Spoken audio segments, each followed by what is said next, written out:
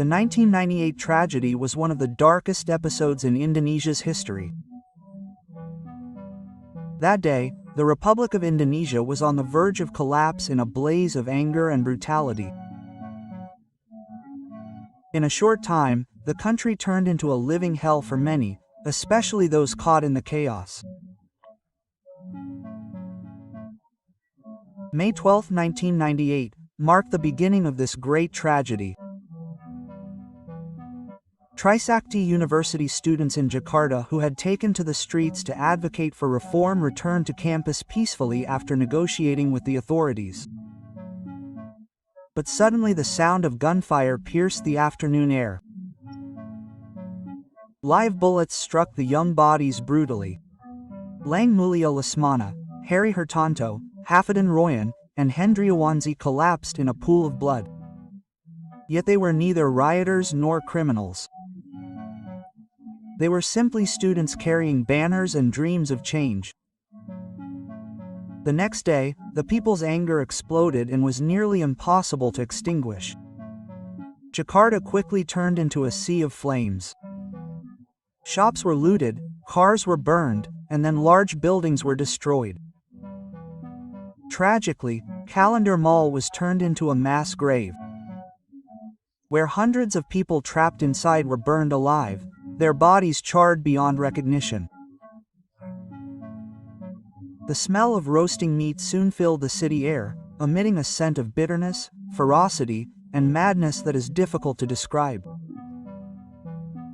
Then in another corner of the city, a frenzied mob immediately attacked Chinese-owned businesses.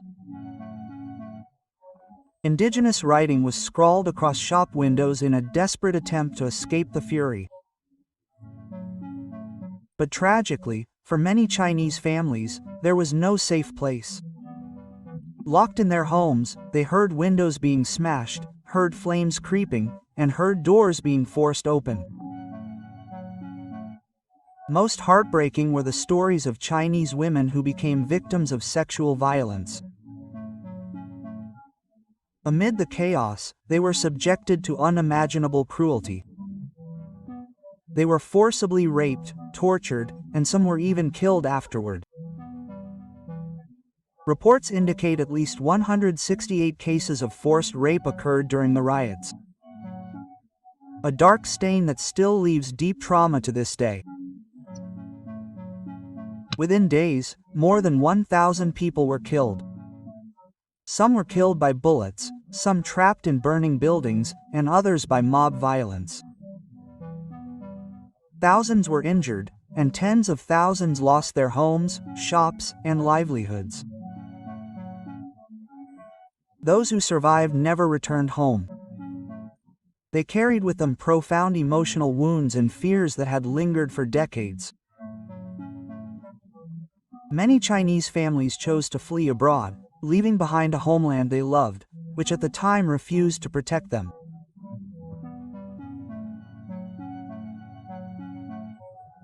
Thus, the 1998 tragedy was more than just an ordinary riot.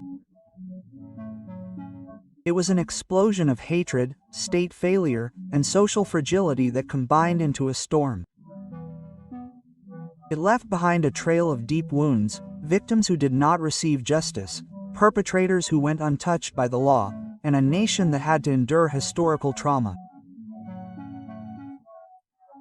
For generations to come, the 1998 tragedy serves as a reminder that when justice is ignored, when discrimination is perpetuated, and when power silences the people, the fire can flare with unimaginable brutality. The 1998 tragedy, which unleashed this horrific mob violence, certainly did not emerge suddenly. It was triggered by a series of serious problems that had accumulated during the New Order era under President Suharto. In the late 1990s, Indonesia was hit by a severe economic crisis that caused soaring prices for basic necessities and mass unemployment. This crisis was exacerbated by rampant corruption, collusion, and nepotism within the government, causing the public to lose confidence in the Suharto regime. Furthermore, there was systemic discrimination against ethnic Chinese, who had been repressed and scapegoated for decades for various economic problems.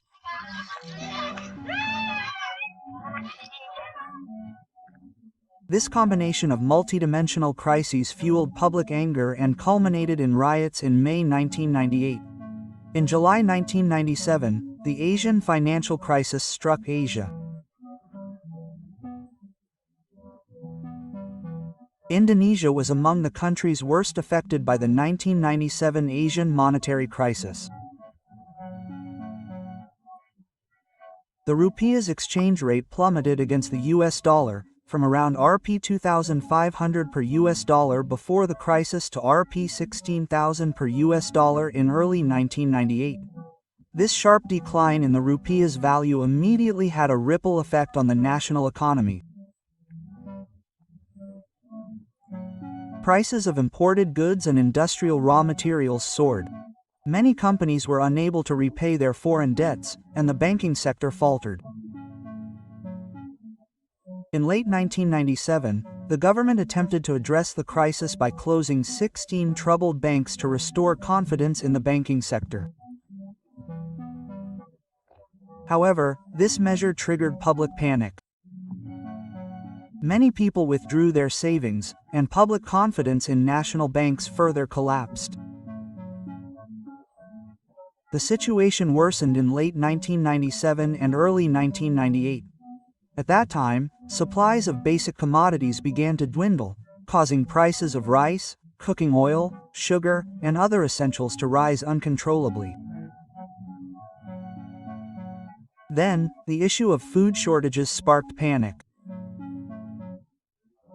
In January 1998, people rushed to supermarkets and stores to stock up on basic necessities, fearing that prices would rise or that goods would disappear. Store shelves were quickly emptied, and panic spread. In turn, this economic crisis led to a surge in unemployment. Many private companies went bankrupt or carried out mass layoffs, unable to operate under the burden of debt and soaring production costs. As a result, hundreds of thousands to millions of people lost their jobs quickly. Malnutrition also increased the number of poor people as families lost their source of income. At that time, the economic pressure was truly felt directly by the people. The price of basic necessities rose exponentially, while purchasing power continued to decline sharply. Beyond economic factors, rampant corruption, collusion, and nepotism during the New Order era also fueled public discontent. During its more than 3 decades in power, the Suharto government was known for amassing wealth for its family and cronies through various non-transparent means. Corruption occurred at nearly every level of the bureaucracy, from extortion in government agencies to misappropriation of state funds. However, all of this was difficult to address legally because law enforcement officials were under the regime's control. Collusion between government officials and crony businessmen was also common, for example, the granting of business monopolies or government contracts to companies owned by relatives of those in power. Meanwhile, nepotism was evident when many strategic positions and important business opportunities were controlled by the Sandana family and a handful of conglomerates close to power. The wider public began to resent this culture of corruption, collusion, and nepotism. However, criticism of the government was virtually unheard of during the New Order era. The government exercised strict control over political life. This included weakening opposition parties, silencing the press through censorship, and restricting freedom of expression. As a result, abuses of power continued without any oversight mechanisms. For example, Suharto's sons and daughters were known to be involved in large businesses supported by state facilities. Tommy Suharto, for example, received exclusive rights to the National Car Project in the East. Tutut Suharto controlled television networks and toll roads. Meanwhile, cronies like Bob Hassan and Pseudo Halim, or Limzi Leong, obtained monopolies on the clove and wheat flour trade. These practices created socioeconomic disparities and fueled jealousy and anger among other businesspeople and the general public. Furthermore, the military's dominance in politics further hampered democracy. ABRI, the Indonesian Armed Forces, ABRI, a joint force of the Indonesian National Armed Forces, TNI, and the Indonesian National Police, Polri, not only maintained security but also played a formal political role within ABRI faction in parliament and public positions for military officers. As a result, the space for civilian participation in government oversight was virtually closed. Legal crises also occurred because the judiciary was frequently interfered with to serve the interests of those in power. Human rights violations by the state, such as military operations in Aceh and Papua, or the disappearance of activists, such as the case of Marcina, a labor activist in 1993, are also rarely fully investigated. At the end of the new order, repressive actions also emerged, such as the kidnapping of pro-democracy activists by military personnel from 1997 to 1998, aimed at silencing critical voices. A number of student and pro-democracy activists were reported missing, kidnapped by a team later known as the Rose Team from Kopassus, sparking fear among the student movement. Furthermore, a crucial aspect of the background to the 1998 tragedy was the discrimination experienced by the Chinese community in Indonesia during the New Order regime. Ethnic Chinese in Indonesia, which makes up approximately 3% of the population, have long been treated as a distinct minority group. During the New Order, discrimination against Chinese citizens was institutionalized in various regulations and policies. For example, through Presidential Instruction No. 14 of 1967, the government prohibited open celebrations of Chinese culture. Chinese New Year, lion dances, and the use of Chinese characters were prohibited in public spaces. Chinese people are encouraged to change their names to ones with Indonesian nuances. They are also required to have proof of citizenship or SBKRI, which is often used as a tool for illegal levies. In total, there were around 45 regulations that were directly or indirectly discriminatory against ethnic Chinese during the New Order. In the fields of education and government, there are restrictions on participation for Chinese citizens. Their chance of entering a state university or becoming a civil servant is very small because of unwritten quotas. Meanwhile, in the economic sector, the New Order government implemented paradoxical policies.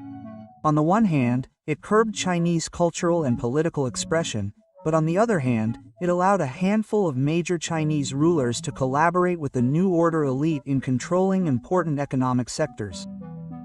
This collusion between the rulers and the barons produced a super-rich conglomerate of Chinese descent. As a result, an image is created in society that Chinese people are synonymous with wealth and economic domination.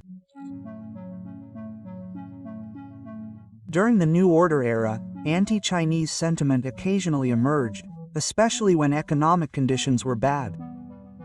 The Chinese ethnic group is often used as a scapegoat for economic and social problems.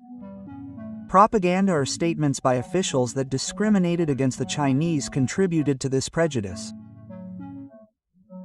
For example, in the lead-up to the 1998 monetary crisis, several government and military figures issued statements blaming conglomerates for being unnationalistic. This was a veiled dig at Chinese rulers, who were accused of stashing money abroad.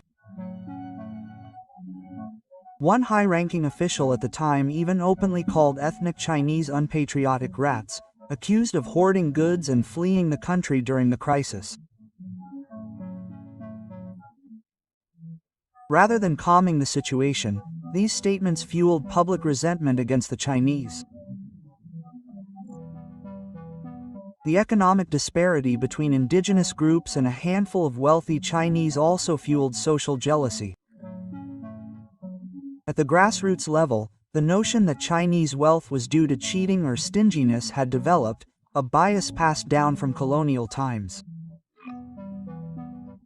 The New Order regime made no serious effort to eradicate this prejudice and instead indirectly fostered it. Chinese citizens were portrayed as outsiders seeking profit in Indonesia. Yet, they were also Indonesian citizens, born and raised in this country.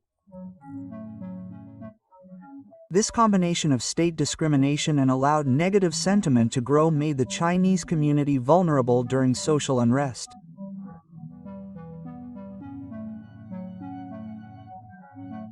Thus, in early 1998, Indonesia faced not only an economic and political crisis but also a social time bomb in the form of anti-Chinese sentiment. Systemic discrimination during the New Order era isolated the Chinese community culturally and politically. However, economically, they were made scapegoats, ready to be sacrificed when needed to appease mass anger. This is why, when the May 1998 riots finally broke out, the violence was strongly tinged with racial overtones. Understanding the background of this discrimination and social prejudice is important to understand why ethnic Chinese were the primary targets of the 1998 tragedy.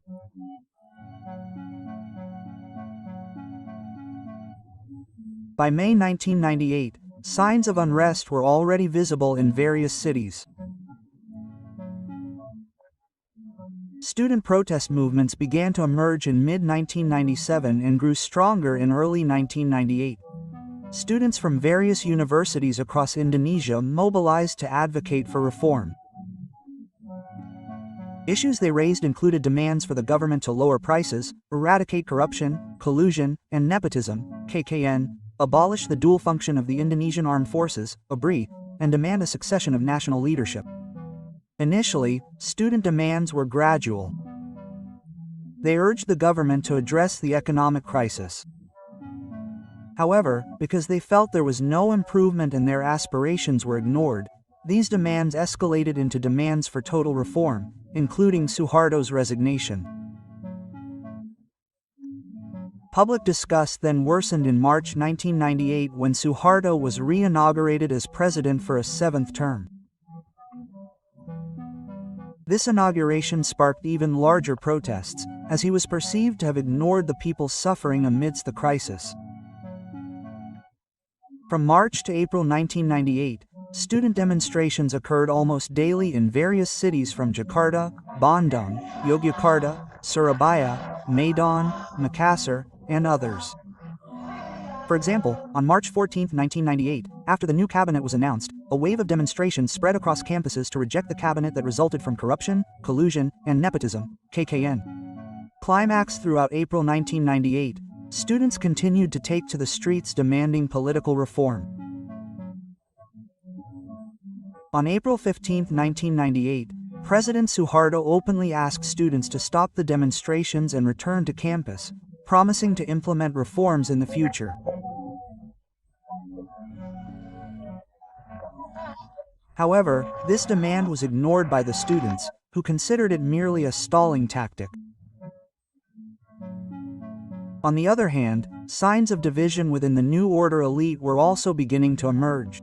Several figures within Suharto's inner circle reportedly held differing views on how to handle the crisis. However, outwardly, Suharto still displayed confidence. He even planned to attend the G15 summit in Cairo, Egypt, in mid-May 1998 on a state visit. Suharto's decision to depart abroad amid the crisis was later seen as evidence of his ignorance of the critical situation at home. Indeed, when Suharto flew to Cairo on May 9, 1998, conditions in Indonesia were already heating up. In Medan, North Sumatra, student demonstrations that had been ongoing since early May 1998 escalated. From May 4 to 5, thousands of students and residents took to the streets to protest rising prices and the economic situation. The demonstrations in Medan then turned violent, Clashes with authorities occurred, vehicles were burned, and shops were looted in several locations. The events in Maidan served as a warning that the national situation was extremely critical. Meanwhile, in Java, student demonstrations continued to spread. In Bandung, Yogyakarta, and other cities, students held free speeches and held walkouts as a form of protest. Their demands were uniform: reform and the resignation of Suharto. Security forces sometimes attempted to disperse the demonstrations with violence, which only served to bolster public sympathy for the students. Meanwhile, tensions in Jakarta were escalating.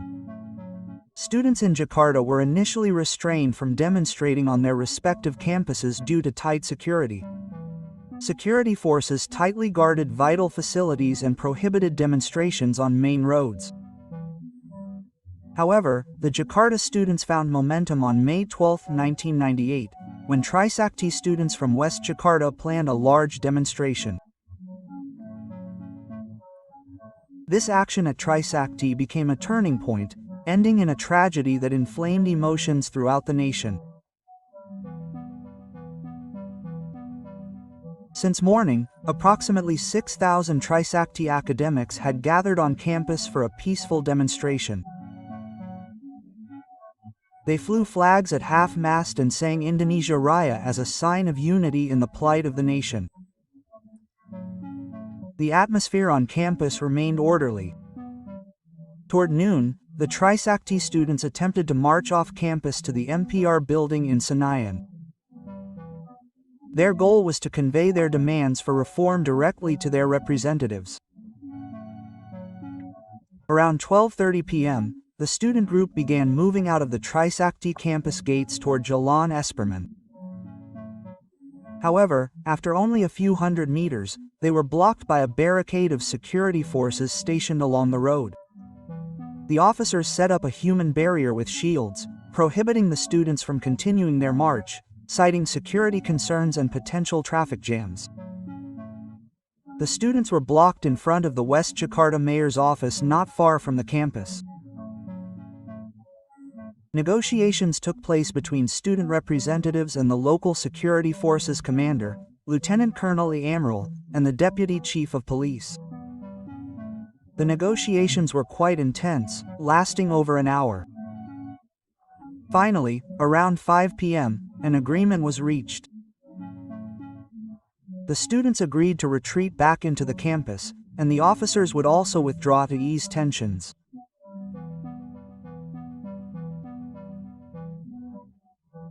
The Trisakti students slowly retreated back into the campus gates. From around 5 p.m. to 5:30 p.m. the security forces moved slightly away as agreed. However, the situation changed drastically within minutes. Around 5:15 to 5:30 p.m., when most students were already inside the campus area, gunshots were heard. The detailed chronology of events varies from source to source. However, the gist is that security forces suddenly fired shots and tear gas into the crowd of students still around the Trisakti campus gate. The situation immediately descended into chaos. Students who had previously been calm panicked and fled for their lives. Several sources stated that there was initially provocation, with a non-student inciting a commotion, which inflamed the officers. There were also testimonies that several officers fired while shouting insults, inciting student anger, and the situation spiraled out of control. What is clear is that as the crowd of students attempted to flee into the campus, many initially assumed the shots were blanks or warning shots. Tragically, some of the bullets turned out to be live rounds, directly hitting several students. In the panic, there were casualties among the students. After the situation subsided, 4 Trisakti students were found dead from live bullets. The Trisakti tragedy immediately sparked a wave of strong reactions from various groups. The Trisakti incident seemed to be a turning point. While previously the student movement had been sporadic, after Tragedi, they united with a single resolve that the blood of their fallen comrades demanding change should not be in vain. The reaction came not only from students. Community leaders and politicians also spoke out against the violence perpetrated by the authorities. National media, previously relatively cautious, began reporting the Tragedi tragedy on the front pages with bold headlines. The Tragedi tragedy also immediately ignited emotions among the people at the grassroots level. From May 13 to 14, 1998, people in Jakarta, who had previously only been following the news, suddenly poured into the streets, some of which escalated into open riots. They were no longer just students, but also angry and frustrated members of the general public. In the view of many, it was outrageous for students simply to voice their aspirations to be shot. Following the Tragedi tragedy of May 12, 1998, the situation in Indonesia, especially in Jakarta, quickly descended into chaos. Between May 13 and 15, 1998, riots and mass looting erupted across Jakarta and other cities such as Medan and Surakarta. This riot involved a large number of people. The targets of the mob's rampage were generally shopping centers, shops and properties identified as belonging to people of Chinese descent.